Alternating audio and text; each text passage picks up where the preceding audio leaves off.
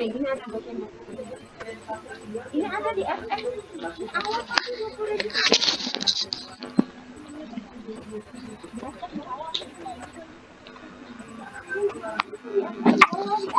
Assalamualaikum Pak Haji.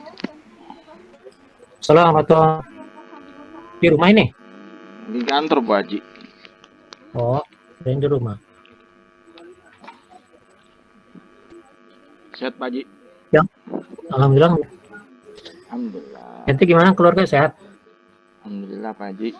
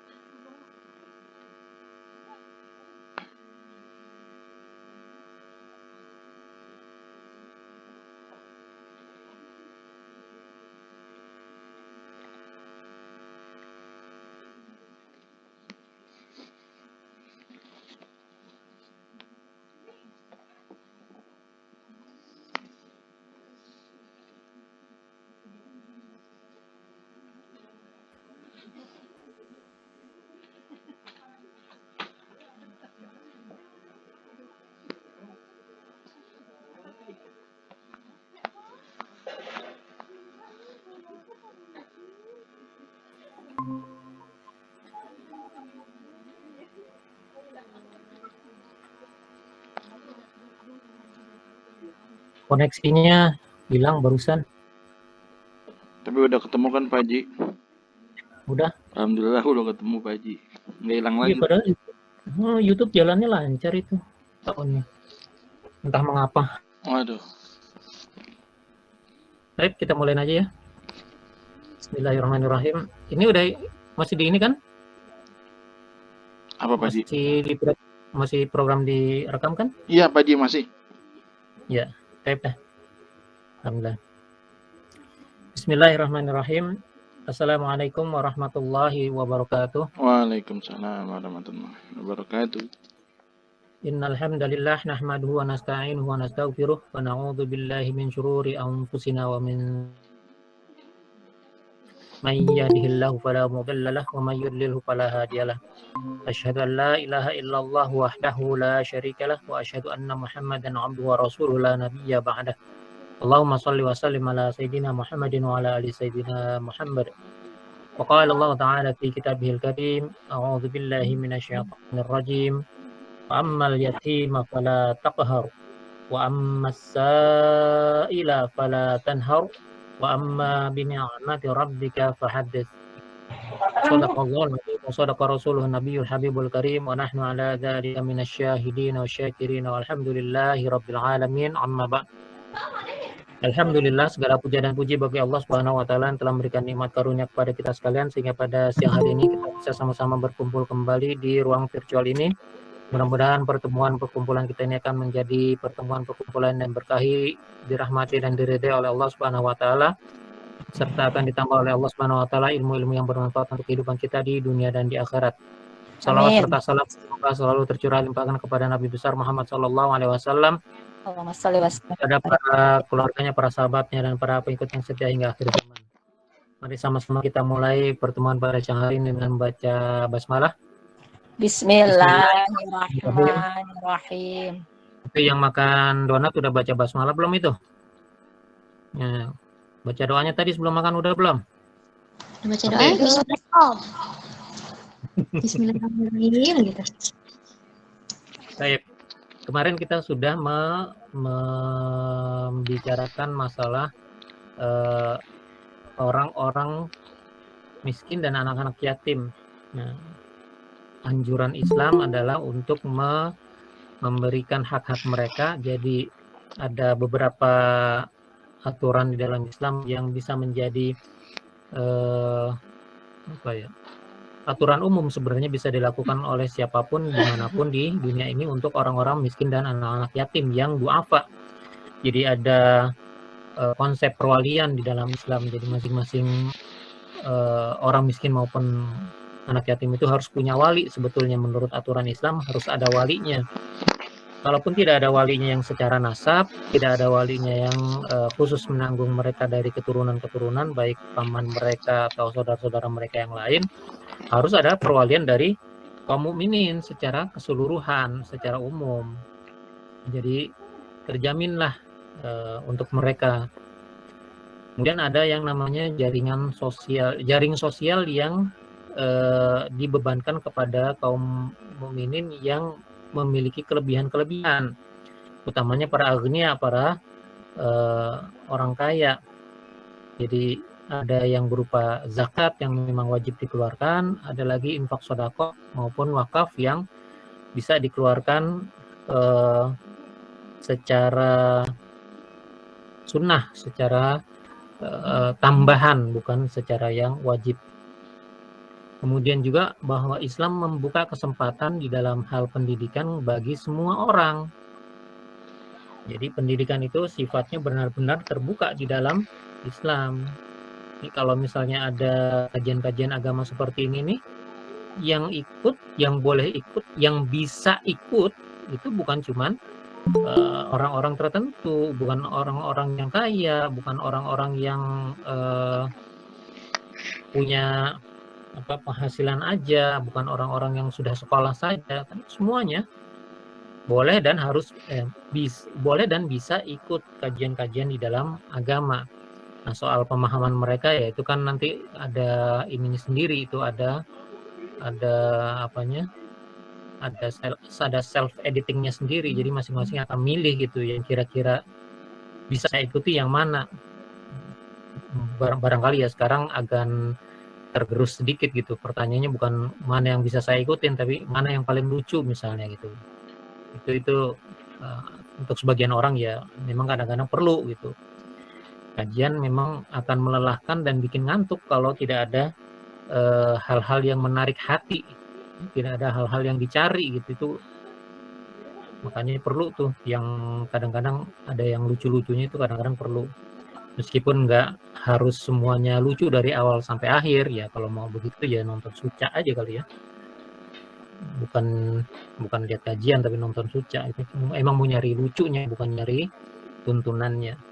Tapi yang jelas apabila untuk orang miskin dan kaum yatim yang duafa itu udah ada aturan-aturan mainnya di dalam Islam, maka Allah kemudian menetapkan lagi aturan main yang dikhususkan buat orang-orang yang memang berpunya, untuk agnia, memang orang-orang yang oleh Allah Subhanahu wa taala diberikan kenikmatan-kenikmatan yang banyak.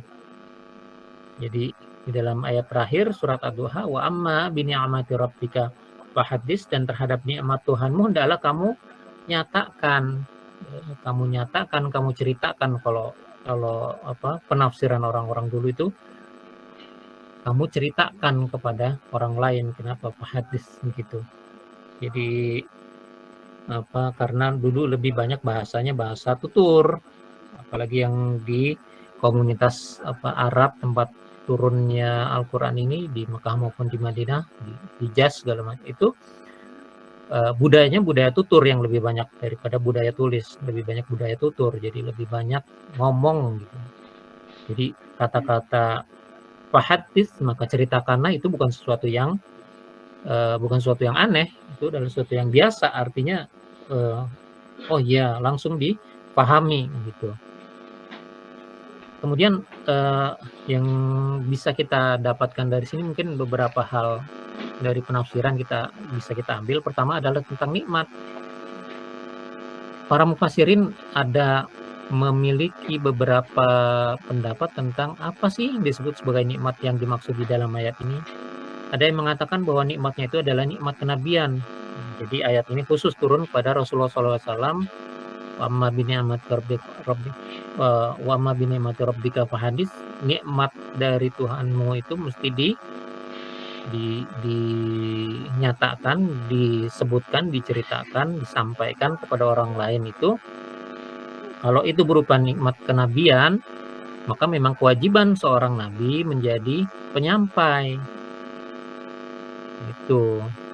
Nah, ini yang sebenarnya nanti tugas-tugasnya ini akan turun kepada pewarisnya, para ulama. Akan tetapi secara umum, kaum muslimin juga dapat bagian berdasarkan ayat yang waktu itu sudah kita bahas, wal takum minkum ummatun yad'una ilal khair, yad'un gitu. Jadi sama-sama gitu. Semua kaum muslimin ini memiliki kewajiban kalau ngikutin bahwa yang disebut nikmat itu adalah nikmat kenabian. Kemudian ada lagi yang menyatakan bahwa nikmat itu adalah Al-Quran. Al-Quran ini merupakan suatu nikmat. Jadi hati-hati kalau kita merasakan bahwa Al-Quran ini adalah suatu beban, merasakan bahwa Al-Quran ini adalah sesuatu yang merepotkan, sesuatu yang bikin bingung. Nah, itu mesti hati-hati. Kenapa? Karena ada yang memahami bahwa sebenarnya Al-Quran itu nikmat. Sesuatu yang nikmat itu kan kita akan menerima dengan senang hati. Bahkan kita harap-harap kan. Kemudian kalau ini Quran ini adalah sebagai suatu nikmat, maka perintahnya tetap hadis, ini mesti dinyatakan, disampaikan, dikabarkan kepada orang-orang lainnya. Gitu. Jadi tetap juga sama, ujung-ujungnya sama. Kalaupun itu kenabian, tetap harus disampaikan. Kalaupun itu Al-Quran, tetap juga harus disampaikan kepada orang lain. Maka ada lagi yang menafsirkan bahwa yang namanya nikmat itu adalah sesuatu nikmat secara umum. Semua nikmat yang diterima oleh manusia atau oleh makhluk Allah Subhanahu wa Ta'ala. Jadi ketika kita sudah menerima nikmat, ya kalau dibilang nikmat secara umum berarti semuanya. Semua yang ada, semua yang kita dapat, semua yang kita peroleh, semua yang kita persepsikan ada itu adalah nikmat. Jadi misalnya yang paling besar itu nikmat iman dan nikmat Islam, itu nikmat. Kemudian kita udah belajar tentang ahsani taqwim, bahwa Allah menciptakan kita di dalam kejadian yang sebaik-baiknya, yang paling sempurna, maka semuanya ini menjadi nikmat buat kita. Makanya semuanya nanti akan perlu disampaikan, perlu diceritakan, perlu dinyatakan kepada orang-orang lain. Maka kita sampai kepada permasalahan berikutnya, yaitu yang disampaikan itu apa? Yang diceritakan itu apa? Tujuan menceritakan itu apa? Tujuan menyampaikan kepada orang lain itu apa? Terus kepada siapa? Gitu. Itu permasalahan-permasalahan berikutnya yang akan timbul secara logis dari pernyataan atau perintah Allah Subhanahu wa Ta'ala, wa amma bi ni'mati rabbika fahaddits. Tuh. Nah, kita mulai dari mana? Dari tujuannya. Tujuannya kalau menurut ayat ini menceritakan kepada orang-orang tentang nikmat dari Allah Subhanahu wa Ta'ala itu paling enggak ada dua. Paling enggak ada dua. Yang utama dan yang pertama dan paling utama adalah tentang tujuan bersyukur. Nikmat kan? Nikmat kan Allah kasih kepada kita, kita terima nikmat itu, ya kewajiban kita bersyukur. Gitu. Makin banyak kita bersyukur akan makin banyak ditambahkan nikmat oleh Allah Subhanahu wa Ta'ala. Karena la in syakartum la azidannakum wala in kafartum inna azabi lasyadid. Jadi kalau kamu bersyukur kepada Allah Subhanahu wa Ta'ala, nanti akan ditambah nikmatnya. Gitu. Nah, kalau yang namanya menceritakan nikmat kepada orang lain, tapi itu sebagai tanda bersyukur, ini bagaimana pelaksanaannya di dalam kehidupan sehari-hari? Mengatakan orang itu bersyukur terhadap nikmat Allah Subhanahu wa Ta'ala, awalnya itu adalah dengan memuji Allah Subhanahu wa Ta'ala atas segala nikmat yang diberikan kepada kita. Kenapa? Ya karena hanya Allah yang mampu memberikan nikmat kepada kita. Maka hanya Allah pula yang berhak untuk mendapatkan pujian atas segala nikmat tersebut. Itu makanya begitu kita terima nikmat itu, kita menyadari suatu nikmat sampai kepada kita, alhamdulillah. Setidak-tidaknya itulah yang akan terucap dari lisan kita bahwa kita memuji Allah Subhanahu wa taala atas segala nikmat yang telah Allah berikan, atas segala hal yang telah Allah berikan kepada kita. Setidak-tidaknya alhamdulillah sudah harus terucapkan. Kemudian bagaimana lagi dengan cara bersyukur? Bersyukur itu adalah dengan mempergunakan segala macam nikmat yang kita peroleh sesuai dengan ketaatan kita kepada Allah Subhanahu wa taala. Artinya kalau itu ada perintah ya kita lakukan, apabila ada larangan maka kita jauhi. Bagaimana contoh kalau kita mendapatkan badan kita sehat, ada perintah dari Allah Subhanahu wa taala sholat, ya kita kerjakan sholat. Gitu. Kita tinggalkan segala hal yang melalaikan, segala hal lain-lainnya. Kalau memang sudah sampai waktu sholat, sudah masuk waktu sholat, kerjakan dulu sholatnya, yang lain ditinggalkan dulu. Kan seperti itu memang ajarannya. Nah, itulah yang sebenarnya menjadi pelaksanaan dari syukur kita kepada nikmat Allah Subhanahu wa taala yang telah diberikan kepada kita. Itu. Sekarang apalagi ketika kita sudah mengucapkan syukur, ketika kita sudah mempergunakan nikmat itu untuk melakukan ketaatan-ketaatan kepada Allah Subhanahu wa taala, kita juga perlihatkan atau kita juga sampaikan kepada orang lain. Orang lainnya itu siapa nanti kita bahas. Kita sampaikan kepada orang lain dengan harapan bahwa ada kebaikan-kebaikan yang sudah kita lakukan itu akan menjadi inspirasi, akan menjadi motivasi dari orang yang kita perlihatkan itu untuk melakukan kesyukuran yang sama. Itu. Artinya ketika kita mendengar panggilan sholat, mendengar azan, kemudian kita bergegas untuk menunaikan ibadah sholat, kita perlu perlihatkan kepada yang lain. Bagaimana cara memperlihatkannya? Ya, kita sudah siap untuk melakukan sholat, kita ajak tetangga kita, tetangga kamar, tetangga rumah, atau teman-teman kita di kantor, atau siapapun misalnya yang kita tahu dia itu orang Islam. Ketika kita berjalan dari tempat kita menuju ke tempat sholat, ya ajak. Itu namanya memperlihatkan nikmat yang sudah kita terima dengan tujuan orang lain mau menirunya. Itu. Jadi semuanya itu perlu kita lakukan. Catatan dari para ulama adalah jangan sampai ada timbul rasa sombong di dalam diri kita ketika kita melakukan kesyukuran tersebut. Jadi waktu ngajak misalnya, atau mungkin waktu sedang bersiap-siap gitu, jangan sampai timbul rasa sombong di dalam diri kita. Gitu. Balik tentang orang yang kita ajak. Nah, yang kita ajak menurut para mufasir, menurut para ulama itu adalah orang yang memang kita percayai, barangkali dari keluarga kita atau mungkin dari sahabat-sahabat kita yang terdekat. Gitu. Ini asalnya ya. Jadi para ulama mengatakannya seperti itu. Orang-orang yang terdekat, baik itu sahabat, ataupun keluarga. Itu yang perlu kita sampaikan tentang nikmat Allah kepada kita. Kalau ini sama keluarga sendiri atau sama teman-teman dekat sendiri, saya rasa memang yang namanya dorongan melakukan itu karena kesombongan memang akan bisa diminimalisir. Itu ya sama pasangan sendiri misalnya, atau sama anak sendiri, sama orang tua sendiri gitu ya, mungkin rasa sombongnya itu akan jauh minimalisir, sangat jauh dari ada.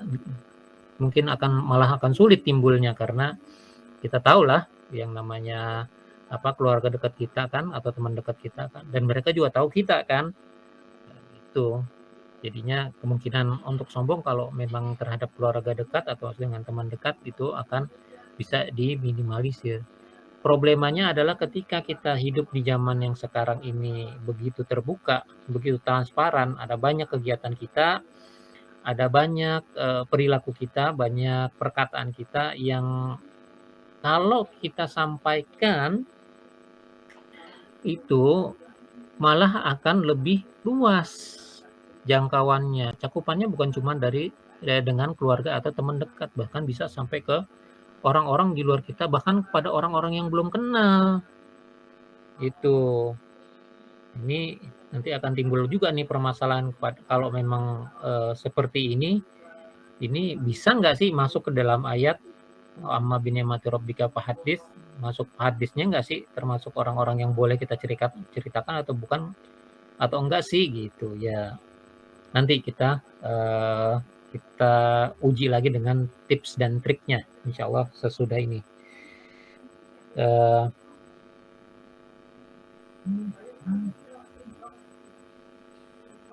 Ini jadinya langsung berhadapan dengan permasalahan-permasalahan yang umum kita temui ketika kita mendapatkan nikmat. Meskipun kita udah tahu kepada siapa kita harus bicara, akan tetapi ada permasalahan lain. Kalau misalnya ada kesempatan seperti sekarang, kita bisa menyampaikannya lebih daripada sekedar teman dekat, lebih daripada sekedar saudara, itu gimana? Apakah masih bisa masuk ke dalam ayat tadi? Hadisnya masih bisa masuk ke dalam situ. Nah, tips dan triknya yang saya ajukan adalah dua hal. Pertama tentang ketaatan, yang kedua tentang kemanfaatan. Nanti bisa kita uji nih, apalagi dengan fenomena-fenomena yang sekarang ada, misalnya flexing tuh, orang yang pamer, para sultan gitu kan, beli mobil sekian M, murah ini, murah gitu kan. Itu flexing bukan? Itu flexing. Itu masuk nggak nih ke dalam ayat ini? Itu kan nikmat. Mereka punya harta banyak, itu kan nikmat, gitu kan. Jangan, apakah itu masuk ke dalam ayat ini, apa masuk ke dalam hitungan saudaranya atau teman-temannya Korun gitu. Itu bisa kita uji nih dengan tips dan triknya itu tentang ketaatan dan kemanfaatan. Jadi yang saya ajukan tentang ketaatan dan kemanfaatan ini adalah untuk menguji kalau memang kita mau melakukan sesuatu penceritaan atau penyampaian atau penampakan, bukan penampakan itu ya, bukan penampakan yang serem, tapi menampakkan sesuatu yang bagus-bagus dari nikmat Allah Subhanahu wa taala yang telah Allah berikan kepada kita nampakkan, kita nyatakan, kita sampaikan, kita perlihatkan kepada orang lain. Ini masuk ayat ini atau masuk flexing atau masuk koron gitu. Jadi kita mesti uji. Jadi yang pertama adalah tentang ketaatan. Nah, kalau kita mau melakukannya, yakinkan diri dulu bahwa kita ini melakukannya dengan dasar ketaatan. Kita taat kepada Allah Subhanahu wa taala untuk memenuhi ayat tadi, wa amma bi ni'mati rabbika fahaddits. Kalau kita udah yakin bahwa kita ini akan melakukannya berdasarkan ketaatan, yakin bahwa sebenarnya nggak akan ada kesombongan di dalam diri kita. Yakin itu. Kenapa? Perintah Allah. Contohnya apa? Contohnya adalah ketika kita memiliki pakaian-pakaian yang bagus, kita berangkat ke masjid, nah, pakailah pakaian yang bagus. Jangan pakaian yang kurang bagus atau malah pakaian yang jelek-jelek, yang udah bolong-bolong, yang udah rusak-rusak, gitu, yang udah pudar warnanya, gitu, segala macam. Kan zuhud, Pak. Bukan zuhud namanya. Sudah pernah kan saya sampaikan bagaimana guru saya mengatakan itu bukan zuhud. Kalau antum begitu kan, antum punya pakaian bagus tapi ke masjid dengan pakaian yang udah bolong-bolong, itu pelit namanya. Bukan zuhud. Makanya kita mesti bisa membedakan. Ketika kita melakukan ketaatan, nah itulah namanya wa amma bi ni'mati rabbika fahaddits. Apakah itu termasuk zuhud? Termasuk zuhud. Itu. Kenapa? Kita melakukannya bukan untuk mengharapkan mendapatkan yang lebih, tetapi kita melakukannya hanya karena Allah Subhanahu wa taala. Kan ada perintah Allah, "Khudz zinataka 'inda kulli masjidin." Pakai perhiasan kamu kalau kamu pergi ke masjid. Kalau mau beribadah ke masjid, pakai perhiasan. Artinya apa? Bukan sekedar perhiasan apa ya, kalau perempuan ada emas-emasnya, gelang, kalung, bukan seperti itu. Akan tetapi memakai perhiasan artinya menampakkan keindahan, kebagusan, kebaikan-kebaikan yang telah Allah berikan kepada kita, termasuk pakaian-pakaian yang bagus. Ada pakaian yang bagus, ya pakai. Mana yang paling bagus? Iya, yang paling bagus yang dipakai. Itu. Makin bagus yang kita pakai akan makin banyak pahalanya kalau memang dasarnya adalah ketaatan seperti itu. Lalu ada lagi dasar tentang kebermanfaatan atau kemanfaatan. Ketika kita melakukan sesuatu yang menampakkan nikmat Allah kepada kita, harus kita cari kemanfaatannya. Kan tadi yang di awal-awal kan sudah disebutkan supaya orang meniru kan. Kalau itu misalnya contoh yang paling enak tuh kalau sedekah gitu kan. Sedekah kita diumumin di masjid gitu. Sedekah ke masjid diumumin gitu. Boleh apa enggak? Kalau memang kita niat supaya, kan kita tahu nih orang kaya itu bukan cuma kita doang, bahkan bisa di sekeliling kita ada orang yang jauh lebih kaya daripada kita. Perhatikan kalau memang mereka misalnya tuh udah orangnya kaya tetapi nggak pernah sedekah misalnya, atau masjid perlu bantuan nggak pernah memberikan bantuan, ya kita berikan bantuan kepada masjid. Ketika masjid bilang kita umumkan, ya silakan diumumkan. Niat kita supaya tetangga kita, sahabat kita, teman kita, Pak RT, Pak RW kita yang memang orang-orang kaya itu mendengar, kemudian mereka merasa, itu orang kelihatannya miskin-miskin aja tapi kok bisa. Nah, tergugahlah mereka untuk ikut gitu. Bisa-bisa aja kan mereka tanya, ngapain itu ngasih-ngasih ke masjid? Nah, ente juga masih kekurangan kan? Ya Allah, kalau ngasih ke masjid, nah itu kan kesempatan buat kita juga ini berdakwah gitu kan. Ngasih ke masjid, ngasih sekian, nanti Allah akan bangunkan rumah di surga. Kalau mereka dikasih tahu kayak gitu akan timbul tuh girahnya, semangatnya untuk ikut berderma. Makanya ketika kita bersedekah ke masjid, nama kita diumumkan dengan alasan seperti itu, boleh. Nah, dengan alasan seperti itu juga makanya sebenarnya cakupannya, kalau dengan internet cakupannya bisa lebih luas, asalkan memang niat kita adalah untuk mengajak supaya ditiru, kita ambil hadisnya, mandala sunatan hasanatan, siapa yang menunjukkan satu perbuatan tentang kebaikan, kemudian itu diikuti oleh orang lain, nah, kita akan dapat pahalanya. Pahala kita melakukan kebaikan itu, pahala kita menyampaikan kebaikan itu kepada orang lain, pahala ketika orang lain melakukan itu, dia dapat pahala, kita juga dapat semisal seperti itu. Kan luar biasa kan? Artinya itulah yang memang harus kita lakukan. Jadi kebermanfaatannya kita lihat kalau memang itu makin bermanfaat kalau kita siarkan secara lebih luas, seperti kajian-kajian para ustadz disiarkan lewat YouTube, dirilai oleh berbagai macam radio, televisi, segala macam. Silakan gitu. Kenapa? Makin luas cakupannya akan makin besar manfaatnya.